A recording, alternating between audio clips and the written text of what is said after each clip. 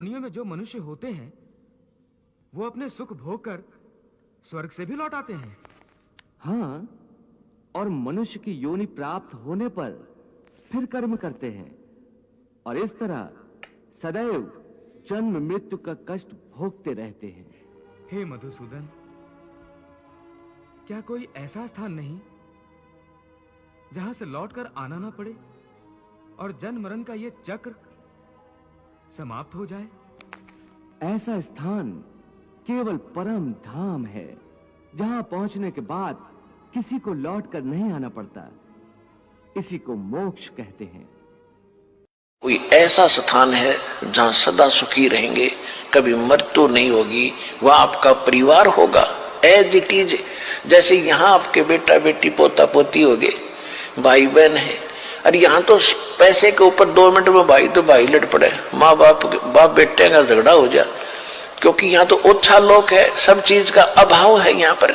और फिर मौत सामने साथ खड़ी है, लठ लिए, कभी भी मार दे तलवार लटकरी गर्दन पे। तो वहां जाने के बाद ऐसे ही आपका परिवार बनेगा जो आपके परिवार में आगे और भगवान की शरण में आगे, और धीरे और भी जो आपसे पहले के संस्कारी हैं उनको भी भगवान शरण में लेगा, और धीरे धीरे फिर ऐसे ही आपका वहां जाकर के एक परिवार बन जाएगा।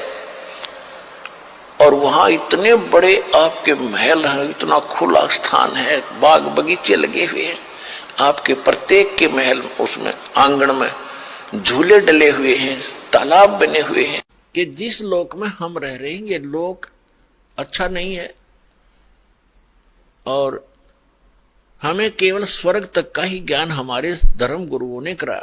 परमेश्वर ने आकर अपनी अमृत वाणी में ये ज्ञान दिया कि एक और लोक है जहां आप सदा सुखी रहोगे, आपका जरा मरण नहीं होगा। जरा माने वृद्धावस्था, मरण माने मृत्यु। लेकिन वो ज्ञान हमारे गले उतरा नहीं, क्योंकि हम अपने धर्म गुरुओं पर, विशेषकर हिंदू धर्म के में जन्मे हम प्राणी, अपने धर्म गुरुओं पर पूर्ण विश्वास किया करते थे कि ये संस्कृत के मास्टर हैं और सभी सदग्रंथ संस्कृत भाषा में लिपिबद्ध हैं। हमारे को कभी अविश्वास नहीं हुआ, इसलिए हमने परमात्मा के दिए हुए इस ज्ञान पर कभी ध्यान नहीं दिया। अब जो प्रसंग चल रहा है कि उस परमात्मा ने भी बताया था कि एक सतलोक है जहां जाने के बाद, जहां जन्म मृत्यु नहीं होती, जहां वृद्धावस्था नहीं है, वहां किसी चीज का अभाव नहीं है, वहां सब सदाबहार वृक्ष है, सदाबहार सब मेवा है और दूधों की नदियां बहती हैं।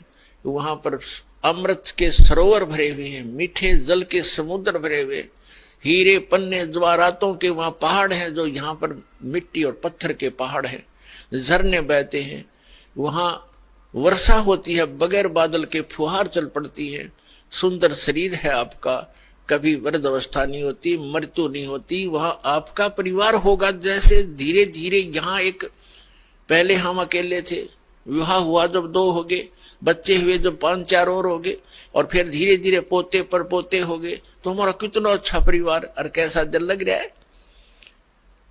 और 1 मिनट में ना जाने पोता मर जा, पोती मर जा, बेटा मर जा, बेटी मर जा, स्वयं की टिकट कट जा, तो खा का ये स्थान, तो वो स्थान है जहां पर हम कभी मरेंगे नहीं।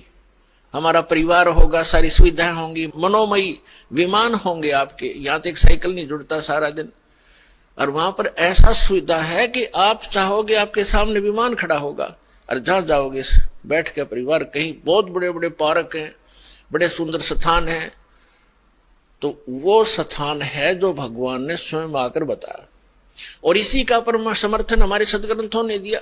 आज का जो सत्संग आपको सुना रहा है, यही उद्देश्य है कि जिस लोक में आप रह रहे हो ये लोक ठीक नहीं, यहां तो आपको पल पल पीड़ा का सामना करना पड़ता है, और परमात्मा ने बहुत बार समझाया है कि परमात्मा कहते हैं कि तन दर सुखिया कोई न देखा, जो देखा सो दुखिया हो, और उदय अस्त की बात करे मन सबका किया विवेका हो।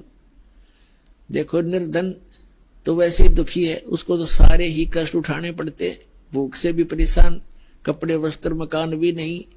तो परमात्मा कहते हैं तन धर सुखिया कोई ना देखा, जो देखा सो दुखिया हो। और उदय अस्त की बात करें कि ऐसे ऐसे राजा हो गए जिनका सूर्य अस्त हो और सूर्य उदय हो वहां तक उसका राज हो, यानी पूरी पृथ्वी का शासक भी मैंने देख लिया। और ब्रह्मा विष्णु महेश को भी देख लिया, ये भी सुखी नहीं।